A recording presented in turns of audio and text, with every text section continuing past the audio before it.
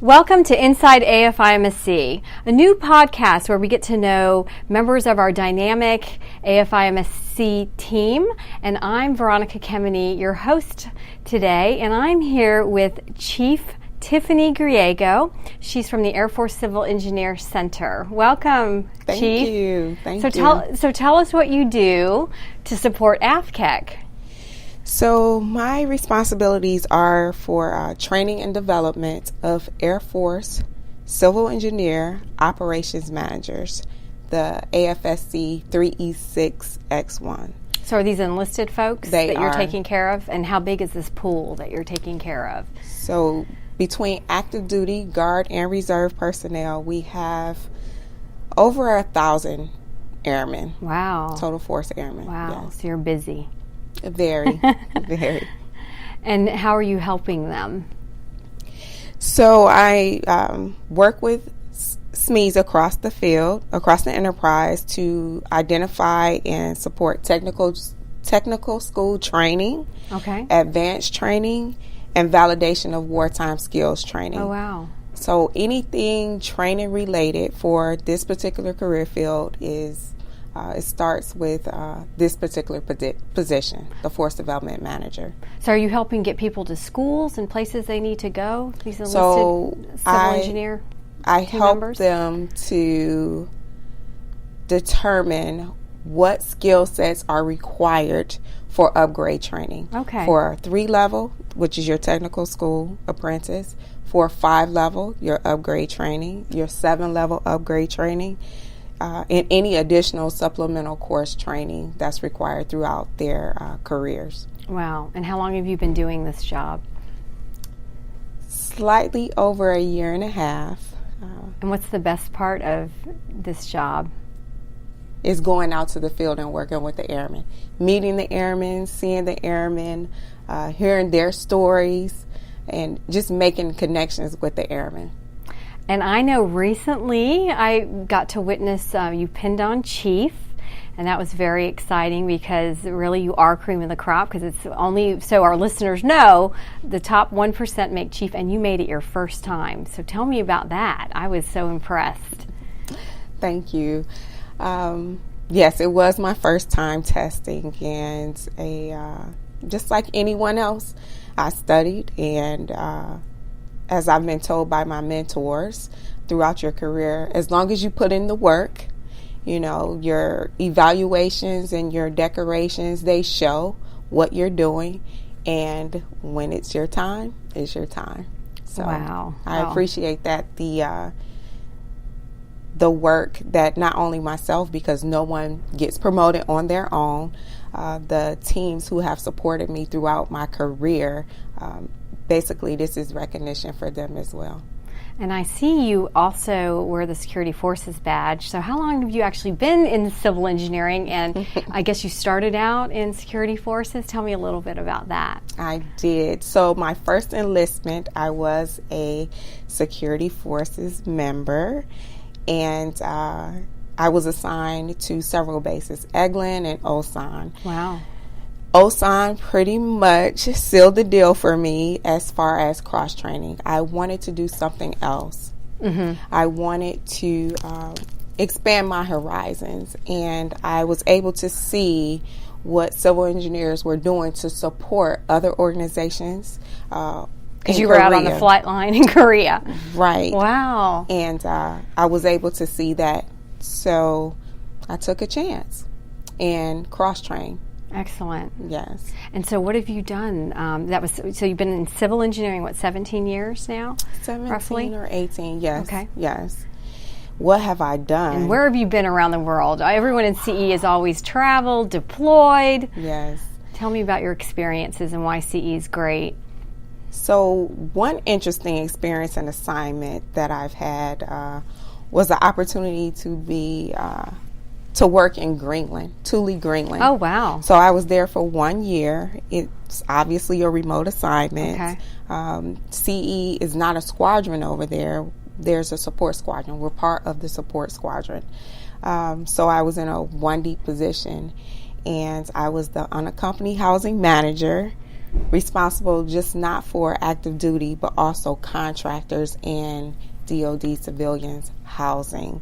Additionally, I was a contracting officer representative for the resources in Thule, Greenland. So just the CE resources. That's very diverse, because a lot of times people don't know what civil engineer personnel do, and it sounds like you were doing all kinds of things. Yes, it was quite interesting. So I just wanted to ask too, how have you become so successful? What have you lived by? Obviously you've had mentors. You mentioned mentors. Yes. Is there any that stand out to you? Mentors. Yes, I always seek out leaders, right? You can tell a leader from the very moment that you meet them without them saying a word. I truly believe that you can tell a leader. And so I seek out mentors. Any that truly come to mind. My first mentor obviously was my mom. Okay. And my second mentor obviously was my husband, is my husband. And so I go to them, have gone to them, to seek out advice or recommendations, because they've traveled, they've lived, they've experienced certain situations or scenarios that, I may be getting ready to encounter or am currently encountering. So some of the things that I live by for success is trust your instincts, number one. Definitely trust your instincts.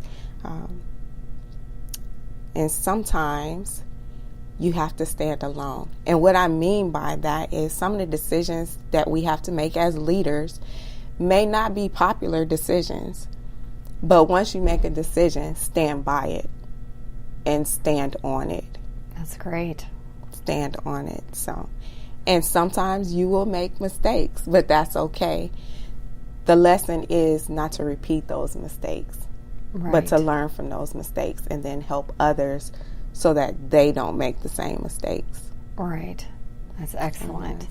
And obviously you're a hard worker, and to make chief the first time is just amazing. So your work ethic is obviously there. Is there anything you want to pass on to some of our younger members in the Air Force or enlisted that you've lived by as part of your success? Step outside of your comfort zone. Sometimes I believe that we're afraid to do something different, but in those opportunities, in those situations, there are opportunities, and those are opportunities where you can learn, and those are opportunities where you can shine, and there are opportunities where you can excel. So, yes. And what about education? Because we know in today's Air Force, to be cream of the crop 1%, chief, you've got to also get your education. So what do you tell young enlisted troops about not only doing their job well and the best it can be done, but also excelling in your education to get you ahead? That's a very good question. So I am of the mindset, because of my upbringing, that education is important in general. Whether or not you choose to make the Air Force your career, education is of absolute importance because it can take you anywhere, right? So a good work ethic is great, but an education can take you further. I'm of that mindset. And so from very on, I encourage my airmen who I've supervised throughout the years to complete their CCAF degree and to pursue higher education. I love learning. I love going to school. I love sitting in a classroom. Any type of learning, I really enjoy it. So in the job that we do, we're always learning. You never stop. A leader never stops learning. So continue to pursue your education in whatever way or manner that suits you. So reflecting back to your young days in the military. Is there any additional advice you tell someone coming up the ranks in civil engineering? Definitely. Be mindful of who you surround yourself with. Definitely surround yourself with good people. People that have your best interests at heart. People that will challenge you, and you can do the same. That's excellent advice. Yes. Well, thank you, Chief, for joining us. I'm Veronica Kemeny. Thanks, a great podcast here. And if you'd like to visit our website, AFIMSC, please do that at af.mil, and we're also on Divids. And please follow us on the conversation on Facebook. And thanks, Chief, for joining us again. Thank you for having me.